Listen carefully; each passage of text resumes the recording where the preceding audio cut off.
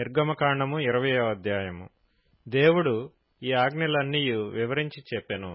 నీ దేవుడనైన యెహోవాను నేనే దాసుల గృహమైన ఐగుప్తు దేశములో నుండి నిన్ను వెలుపలికి రప్పించితిని. నేను తప్ప వేరొక దేవుడు నీకు ఉండకూడదు. పైన ఆకాశమందే కాని, క్రింది భూమియందే కాని, భూమి క్రింద నీళ్లయందే కాని విండు దేని రూపమునైనను విగ్రహమునైనను నీవు చేసుకొనకూడదు. వాటికి సాగిలపడకూడదు, వాటిని పూజింపకూడదు. ఎలయనగా నీ దేవుడనైన యెహోవానగు నేను రోషము గల దేవుడను. నన్ను ద్వేషించు వారి విషయములో 3-4 తరముల వరకు తండ్రుల దోషమును కుమారుల మీదికి రప్పించుచు, నన్ను ప్రేమించి నా ఆజ్ఞలు గైకొను వారిని 1000 తరముల వరకు కరుణించువాడనై ఉన్నాను. నీ దేవుడైన యెహోవా నామమును వ్యర్థముగా నుచ్చరింపకూడదు.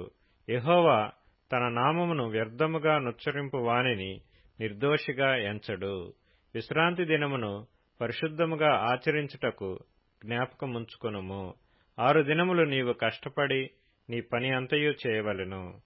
7వ దినమున నీ దేవుడైన యెహోవాకు విశ్రాంతి దినము. దానిలో నీవైనను, నీ కుమారుడైనను, నీ కుమార్తె అయినను, నీ దాసుడైనను, నీ దాసి అయినను, నీ పశువైనను, నీ ఇండ్లలోనున్న పరదేశీ అయినను ఏ పనియూ చేయకూడదు. 6 దినములలో యెహోవా ఆకాశమును, భూమియు, సముద్రమును, వాటిలోని సమస్తమును సృజించి 7వ దినమున విశ్రమించెను. అందుచేత యెహోవా విశ్రాంతి దినమును ఆశీర్వదించి దాని పరిశుద్ధపరచెను. నీ దేవుడైన యెహోవా నీకనుగ్రహించు దేశములో నీవు దీర్ఘాయుష్మంతుడు వగునట్లు నీ తండ్రిని నీ తల్లిని సన్మానించుము.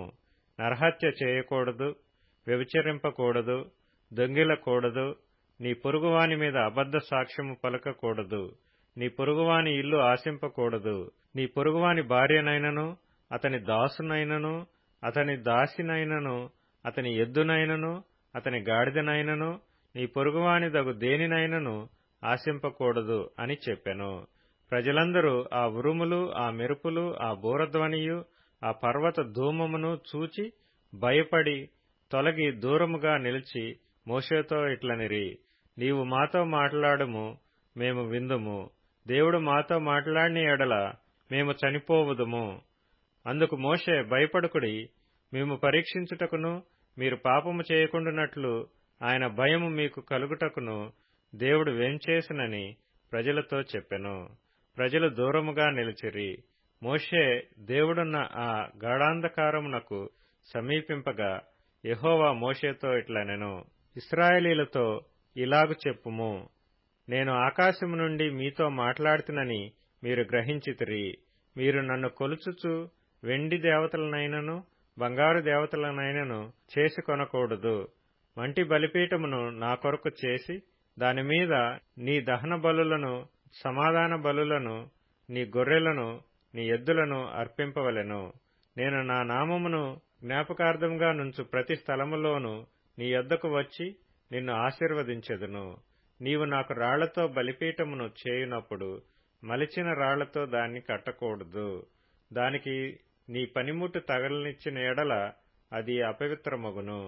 మరియు నా బలిపీఠము మీద నీ దిగంబరత్వము కనబడక ఇండునట్లు మెట్ల మీదుగా దానిని ఎక్కకూడదు.